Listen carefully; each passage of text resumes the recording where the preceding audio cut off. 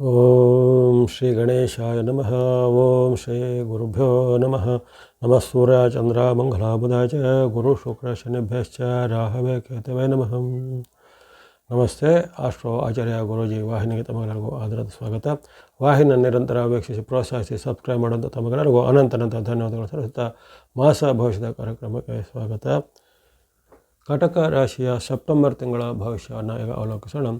ಕಟಕ ರಾಶಿಗೆ ಈ ಸೆಪ್ಟೆಂಬರ್ ತಿಂಗಳಲ್ಲಿ ಶುಕ್ರಾದಿತ್ಯರಿಂದ ನೆಮ್ಮದಿ, ಮುಗಿಯದ ಸವಾಲು ಸಂಕಷ್ಟಗಳು ಅಂತ ಹೇಳಿದೆ. ಅಂದರೆ ಸವಾಲು ಸಂಕಷ್ಟಗಳು ಮಧ್ಯೆ ಇದ್ದರೂ ಈ ತಿಂಗಳಲ್ಲಿ ನಿಮಗೆ ಶುಕ್ರನ ವಿಶೇಷವಾದ ಬೆಂಬಲ ಇದೆ. ಆದಿತ್ಯ ಅಂದರೆ ಸೂರ್ಯನ ಬೆಂಬಲ ಸಹ ನಿಮಗೆ ಮಧ್ಯದ ಭಾಗದ ಬಳಿಕ ಅಂದರೆ 17ರಿಂದ ಸೂರ್ಯನ ಬೆಂಬಲ ಸಹ ಬರಲಿದೆ. ಹಾಗಾಗಿ ನಿಮಗೆ ಎರಡೂ ಗ್ರಹಗಳ ಒಂದು ಉತ್ತಮ ಪರಿಣಾಮ ಇದೆ.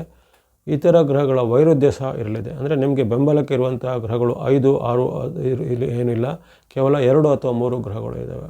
5, 6 ಗ್ರಹಗಳ ವೈರುಧ್ಯವನ್ನು ಎದುರಿಸಬೇಕಾಗುತ್ತೆ. ಉದಾಹರಣೆಗೆ ಅಲ್ಲಿ ನೀವು ಮಂಗಳ, ಬುಧ, ಗುರು, ಶನಿ, ರಾಹು, ಕೇತುಗಳ ಬೆಂಬಲವನ್ನು ತಿಂಗಳ ಪೂರ್ತಿ ಎದುರಿಸುವಂಥ ಒಂದು ಸಾಧ್ಯತೆ ಬರುತ್ತೆ. ಆಗಿರುವ ಕಾರಣ ಅಲ್ಲಿ ಶುಕ್ರ ಆದಿತ್ಯರು ನಿಮಗೆ ಒಂದು ರಿಲೀಫನ್ನು ಅಂದರೆ ತಾತ್ಕಾಲಿಕವಾದ ನೆಮ್ಮದಿಯನ್ನು ಅಥವಾ ಮಧ್ಯೆ ಸ್ವಲ್ಪ ಉತ್ತಮ ಫಲವನ್ನು ಕೊಡ್ಬೋದಾಗಿದೆ. ಹಾಗಾಗಿ ಈ ತಿಂಗಳ ಒಟ್ಟಾರೆ ಫಲಿತಾಂಶ ನಿಮಗೆ ಮಿಶ್ರ ಎಂದು ಕಂಡುಬರುತ್ತೆ.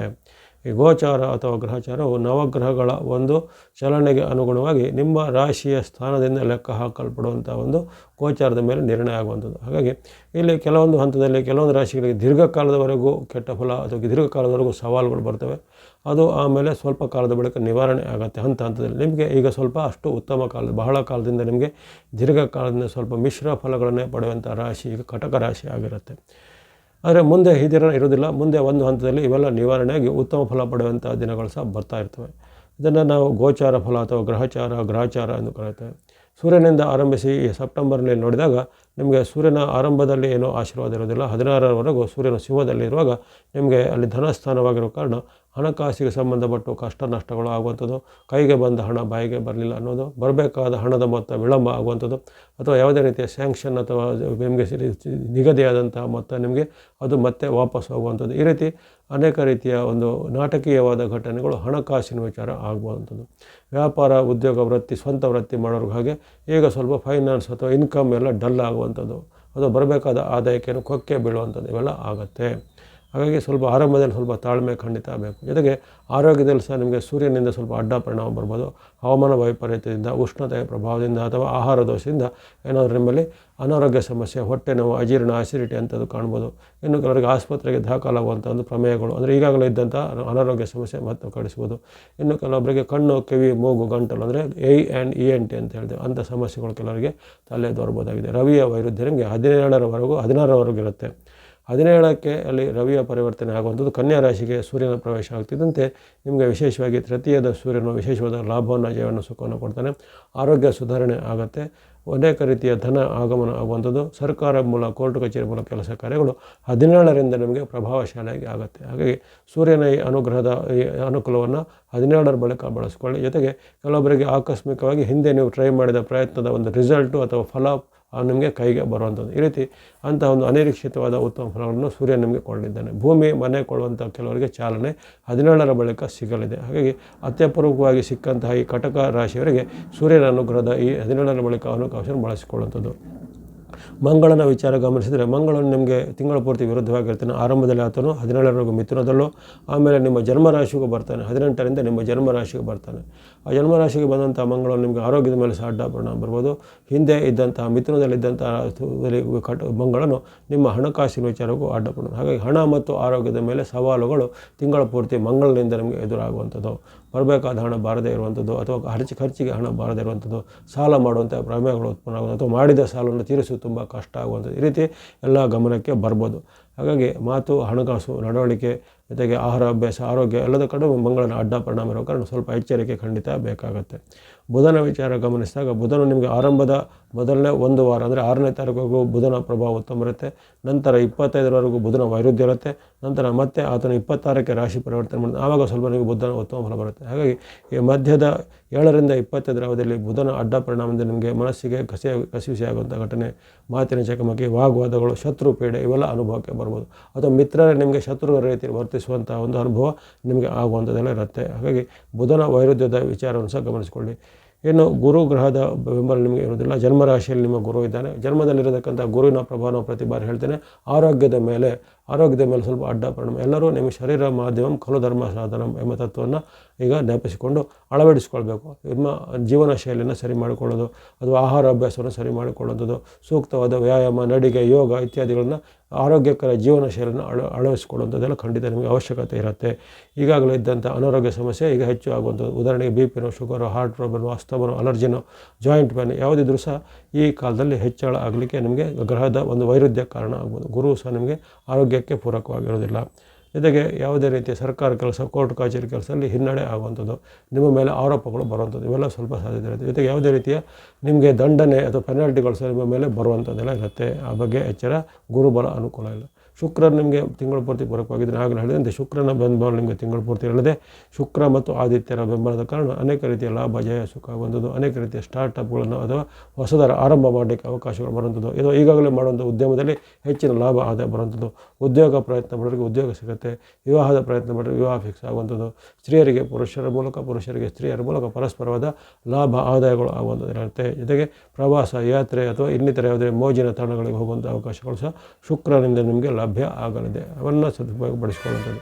ಶನಿ ಮಹಾರಾಜರು ನಿಮಗೆ ತಿಂಗಳು ಪೂರ್ತಿ ವಿರುದ್ಧವಾಗಿದ್ದಾರೆ. ಆದರೆ ಸದ್ಯಕ್ಕೆ ಅವರು ವಕ್ರ ಚಾಲನೆಯಲ್ಲಿರುವ ಕಾರಣ ವಕ್ರಗತಿಯ ಶನಿ ಮಹಾರಾಜರು ಹೆಚ್ಚು ತೊಂದರೆಯನ್ನು ಕೊಡೋದಿಲ್ಲ. ಹಾಗಾಗಿ ಅದರ ಬಗ್ಗೆಯೂ ಹೆಚ್ಚು ಚಿಂತೆ ಪಡುವಂಥದ್ದು ಅವಶ್ಯಕತೆ ಇಲ್ಲ. ಇನ್ನು ರಾಹುವಿನ ಪ್ರಭಾವ ನಿಮಗೆ ಗೊತ್ತಿರುವಂತೆ 8ನೇ ಸ್ಥಾನ ಅಷ್ಟಮದ ರಾಹು. ಇದನ್ನು ಸಹ ಹಾಗೆ ನಿಮಗೆ ಅಷ್ಟಮದ ರಾಹು ಆರೋಗ್ಯದ ಮೇಲೆ ಅಡ್ಡ ಪರಿಣಾಮ ಬೀರ್ತಾನೆ. ಮೊದಲೇ ನಿಮಗೆ ಹೇಳಿದ್ದೇನೆ, ಅಲ್ಲಿ ಒಂದು ಹಂತದಲ್ಲಿ ಸೂರ್ಯ, ಮಂಗಳ, ಜೊತೆಗೆ ಒಂದು ಹಂತದಲ್ಲಿ ಗುರು, ಈ 3 ಗ್ರಹಗಳ ಒಂದು ಆರೋಗ್ಯದ ಮೇಲೆ ಅಡ್ಡ ಪರಿಣಾಮ ಬೀರುವಂಥ ಒಂದು ಸಾಧ್ಯತೆ ಇದೆ. ಜೊತೆಗೆ 4ನೇದಾಗಿ ರಾಹು ಸಹ ನಿಮಗೆ ಅಡ್ಡ ಪರಿಣಾಮ ಬೀರುವ ಕಾರಣ ಕೆಲವೊಮ್ಮೆ ನಿಮಗೆ ಅನಿರೀಕ್ಷಿತವಾಗಿ ಅನಾರೋಗ್ಯ ತಪ್ಪುವಂಥದ್ದು, ಹುಷಾರು ತಪ್ಪುವಂಥದ್ದು, ಅಥವಾ ಯಾವುದೇ ರೀತಿಯ ಮುನ್ಸೂಚನೆ ಇಲ್ಲದೆ ಸಡನ್ನಾಗಿ ಏನಾದರೂ ನಿಮಗೆ ಸುಸ್ತು ಆಗುವಂಥದ್ದು ಇವೆಲ್ಲ ಆಗುತ್ತೆ. ಇನ್ನು ಕೆಲವರಿಗೆ ಏನಾದರೂ ಅಲ್ಸರು, ಹೊಟ್ಟೆಯಲ್ಲಿ ಏನಾದರೂ ಗುಪ್ತವಾದ ಸಮಸ್ಯೆಗಳು, ಅಥವಾ ಚರ್ಮದ ಅಲರ್ಜಿಗಳು, ಅಥವಾ ಸ್ಕಿನ್ ರ್ಯಾಷಸ್, ಅಥವಾ ಇನ್ನಿತರ ಲೈಂಗಿಕ ಕಾಯಿಲೆ, ಇವೆಲ್ಲ ಕೆಲವರಿಗೆ ಆಕಸ್ಮಿಕವಾಗಿ ತಲೆದೋರ್ಬೋದು. ಎಲ್ಲರಿಗೂ ಅಂತಲ್ಲ, ಕೆಲವರಿಗೆ ಬರ್ಬೋದು. ಅದನ್ನು ಸೂಕ್ತವಾಗಿ ನೀವು ತಪಾಸಣೆ ಮಾಡಿ ವೈದ್ಯರ ಸಲಹೆ ಪಡೆದು ಚಿಕಿತ್ಸೆಯನ್ನು ಖಂಡಿತ ಮಾಡಬೇಕಾಗುತ್ತೆ. ಯಾಕಂದರೆ ಈ ತಿಂಗಳಲ್ಲಿ ನಿಮಗೆ ಆರೋಗ್ಯದ ಮೇಲೆ ಅಟ್ಯಾಕ್ ಮಾಡುವಂಥ ಹಲವಾರು ಸಾಧ್ಯತೆಗಳು ಬೇರೆ ಗ್ರಹಗಳಿಂದ ಇದೆ. ಜೊತೆಗೆ ರಾಹುವಿನಿಂದಲೂ ಇರುತ್ತೆ, ಅದನ್ನು ಗಮನದಲ್ಲಿಟ್ಕೊಳ್ಬೇಕು. ಇನ್ನು ಕೆಲವರಿಗೆ ಕೆಲವು ಸಾಂಕ್ರಾಮಿಕ ಅಥವಾ ಹವಾಮಾನದ ವೈಪರೀತ್ಯದಿಂದಲೂ ಅನಾರೋಗ್ಯ ಬರ್ಬೋದು. ಸೂಕ್ತ ಎಚ್ಚರಿಕೆಯನ್ನು ಗಮನಿಸ್ಕೋಬೇಕು. ಕೇತು ನಿಮಗೆ ಧನಸ್ಥಾನದಲ್ಲಿ ಇರುವ ಕಾರಣ ಕೇತುವಿನ ವೈರುಧ್ಯವನ್ನು ಎದುರಿಸಬೇಕು. ಆಕಸ್ಮಿಕ ಧನ ನಷ್ಟ ಆಗುವಂಥದ್ದು, ಕಣ್ಣು, ಕಿವಿ, ಮೂಗ, ಗಂಟಲುಗಳ ಸಮಸ್ಯೆಗಳು ಎದುರಾಗುವಂಥದ್ದು, ಹಣಕಾಸಿಗೆ ಸಂಬಂಧಪಟ್ಟು ವಾದ ವಿವಾದ ಕಲಹಗಳು ಆಗುವಂಥದ್ದು, ಅದು ನಿಮ್ಮದೇ ಮಿತ್ರರು, ಬಂಧುಗಳು ನಿಮಗೆ ಮೋಸ ಮಾಡುವಂಥದ್ದು ಇತ್ಯಾದಿ ಎಲ್ಲ ಸಾಧ್ಯತೆ ಇರುತ್ತೆ. ಹಾಗಾಗಿ ಮಾಯಾವಿ ಗ್ರಹವಾದಂಥ ಕೇತು ನಿಮಗೆ ಹಣಕಾಸು ಮತ್ತು ಆರೋಗ್ಯದ ಮೇಲೆ ಸ್ವಲ್ಪ ಕಣ್ಣು ಮುಚ್ಚಾಲೆ ಆಟ ಆಡುವಂಥ ಸಾಧ್ಯತೆ ಇರುತ್ತೆ. ಆ ಬಗ್ಗೆ ಗಮನಿಸ್ಕೋಬೇಕು. ಇವೆಲ್ಲವೂ ಸೂರ್ಯನಿಂದ ಕೇತುವಿನವರೆಗೂ 8 ಗ್ರಹಗಳು ನಿಮಗೆ ಯಾವ ರೀತಿ ನಿಮ್ಮ ಮೇಲೆ ಪ್ರಭಾವ ಬೀರುತ್ತೆ ಅಂದರೆ ಗೋಚಾರದಲ್ಲಿ ನಿಮಗೆ ಪ್ರಭಾವ ಬೀರುತ್ತೆ ಅಂತ ಹೇಳಿದಾಯಿತು.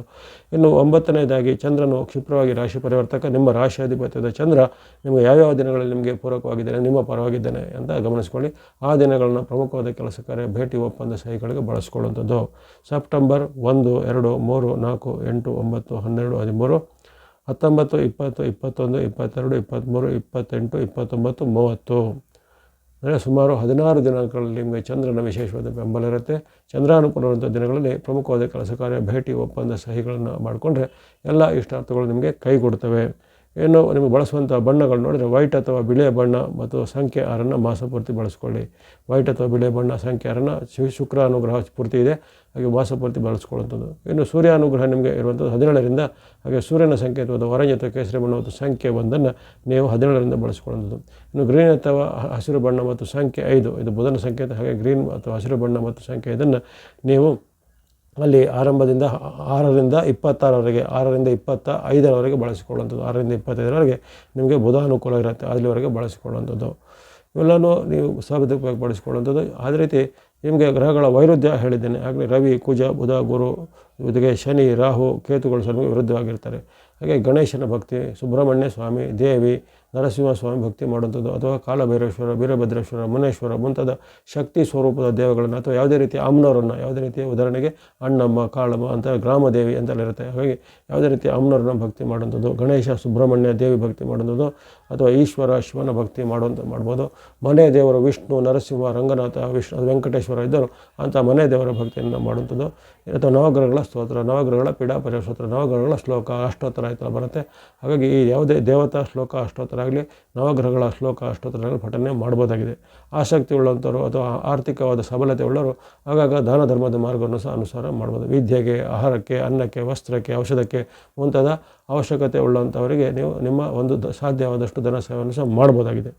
ಹಾಗಾಗಿ ಈ ತಿಂಗಳಲ್ಲಿ ನೀವು ವಿಶೇಷವಾಗಿ ಅನೇಕ ರೀತಿಯ ಉತ್ತಮ ಫಲಗಳನ್ನು ಪಡೆಯುವಂಥ ಅವಕಾಶ. ಶುಕ್ರ ಮತ್ತು ಸೂರ್ಯ ಹಾಗೂ ಮಧ್ಯೆ ಮಧ್ಯೆ ನಿಮಗೆ ಬುಧನ ಅನುಗ್ರಹ 7ರಿಂದ 20 ಬುಧನು ಸಹ ಕೊಡಲಿದ್ದಾನೆ. ಅದನ್ನು ಗಮನಿಸಿಕೊಂಡು ಸಾಧಿಸಿಪಡಿಸಿಕೊಳ್ಳಿ. ಚಂದ್ರಾನುಕೂಲಂಥ ದಿನಗಳನ್ನು ಬಳಸ್ಕೊಳ್ಳಿ. ಎಲ್ಲ ಕಟಕ ರಾಶಿಯವರಿಗೆ ಸೆಪ್ಟೆಂಬರಲ್ಲಿ ಆಯುರ್ವೇದ ಸಿದ್ಧಿ ಆಗಲಿ. ವಾಹಿನಿಯನ್ನು ಪ್ರೋತ್ಸಾಹಕ್ಕೆ ಧನ್ಯವಾದಗಳು. ಮುಂದೆ ಸಿನಿಮಾ ಪ್ರೋತ್ಸಾಹ ನಿರಂತರ ಸಿಗ್ತಾ ಇಲ್ಲ. ಸಬ್ಸ್ಕ್ರೈಬ್ ಮಾಡಿ ಪ್ರೋತ್ಸಾಹಿಸಿ. ಸರ್ವೇಷಾಂ ಸನ್ಮಂಗಳಾನಿ ಭವಂತು.